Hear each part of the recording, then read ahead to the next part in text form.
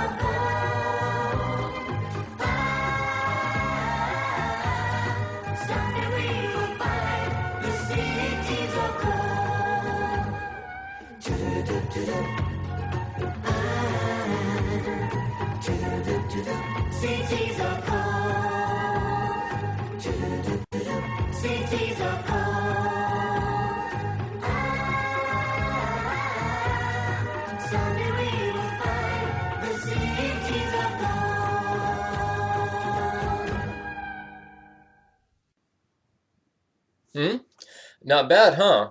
But you said I was already procrastinating with my videos, but nope. Took a little time off to get the basics of Windows Movie and Media Maker down.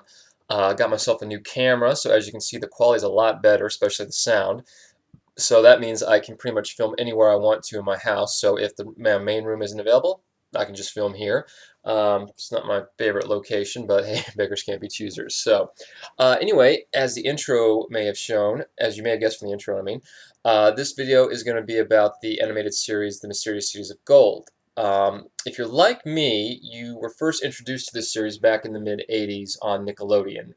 Back then, Nickelodeon didn't have hardly any original content. The stuff that they showed was like from decades ago, like Lassie or Dennis the Menace, or it was from other countries. You can't do that on television from Canada, and a show called Pinwheel, which was like a kind of a rip-off of Sesame Street, which had cartoons from Western Europe, of all places. Mysterious Cities of Gold was no exception. This was actually a Franco-Japanese production, co-produced by a French and Japanese animation studios. So let's see, it aired on Nickelodeon from about 1986 to about 1990, and for a lot of kids, especially me, it was their first real introduction into anime. Before that, speaking as for myself, the cartoons that I were used to were pretty standalone. You could pretty much watch them out of order. A lot of times there wasn't really any basic story structure. It was just one gag or another. Mysterious Cities of Gold kind of changed how I looked at cartoons because it had a long story arc. It had a flowing narrative. If you missed one episode, you were, well, we're always lost, but you know that you missed something, so you wanted to catch it as much as you could.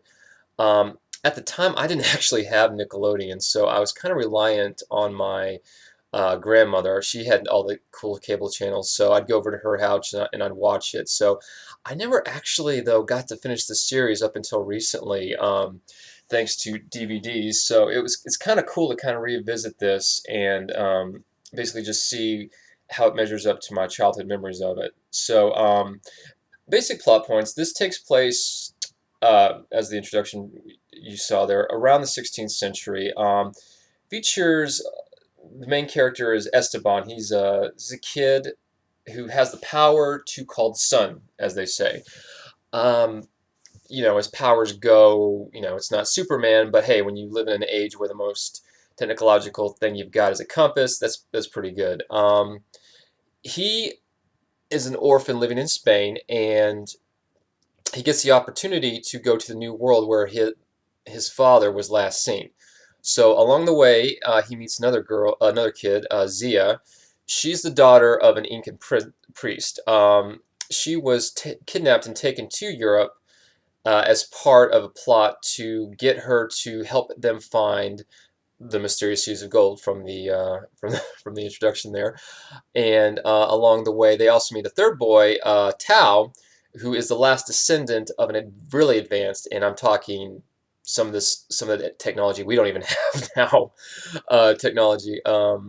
Technological group of people who are tied also to the mysterious seas of gold. So the series is basically about them going through the New World, the Americas, and trying to find the mysteries of the cities of gold and where they are.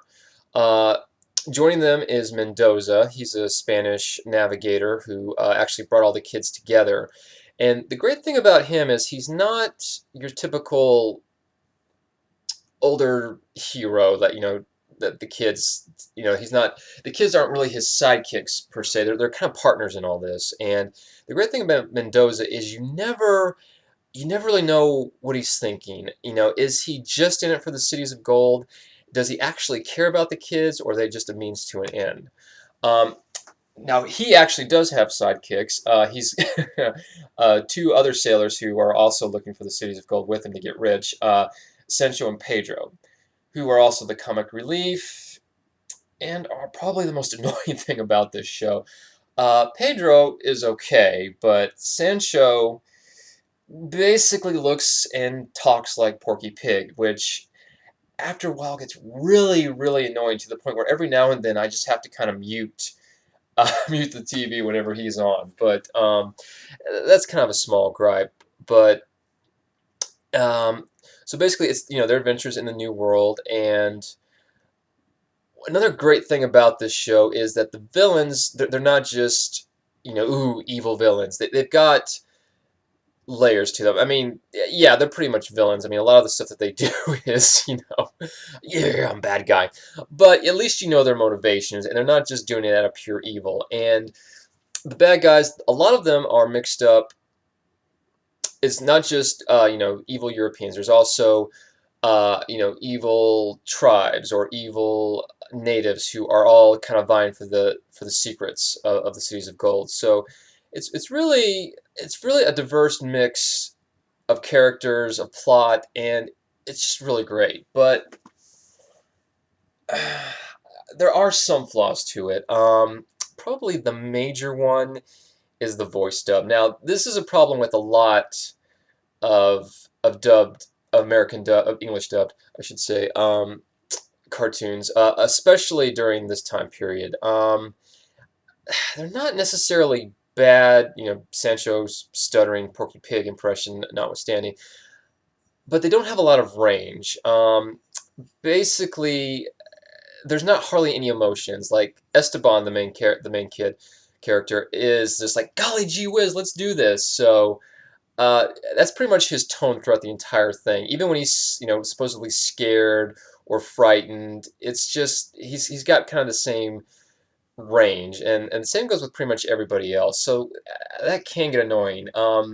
It's not so bad with the main cast, but the guest characters sometimes it's just like, oh, you're the series of gold. You're looking for the series of gold. Well, I know you're good, so I should help you. It's just there's not a lot of inflection, so that can kind of distract you from the plot as it's going along. But that's like I said, that's a minor gripe. But probably one of the best things that even among 80s animation that kind of makes it stand above the rest is this.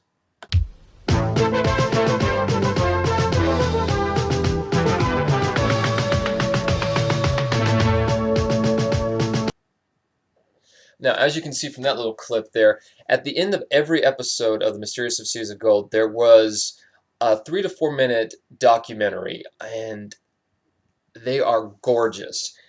Now, it's funny, from the research I've been doing on this, they say that the American versions never had these documentaries at the end there, but I swear I remember seeing those. So maybe it's because I lived in the Southwest at the time. They thought kids would like that, or maybe it was just only years later that they stopped doing that. But like I said, these documentaries are absolutely gorgeous. They had a budget. I mean, they weren't just like showing stock footage or maps or even like badly drawn animation. I mean, they took cameras and they went out there. They went out to, the Andes Mountains. They went to Incan ruins.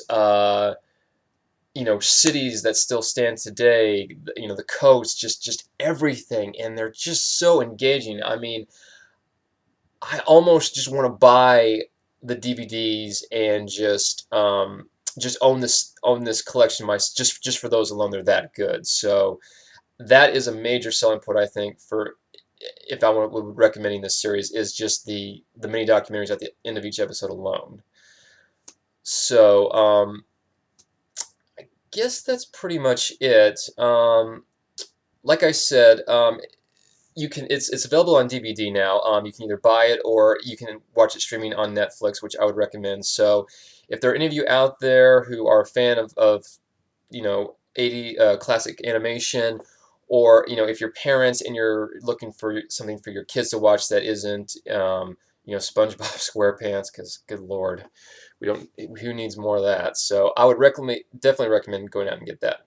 So anyway, tune in next time, and we'll see what we got going on then. All right.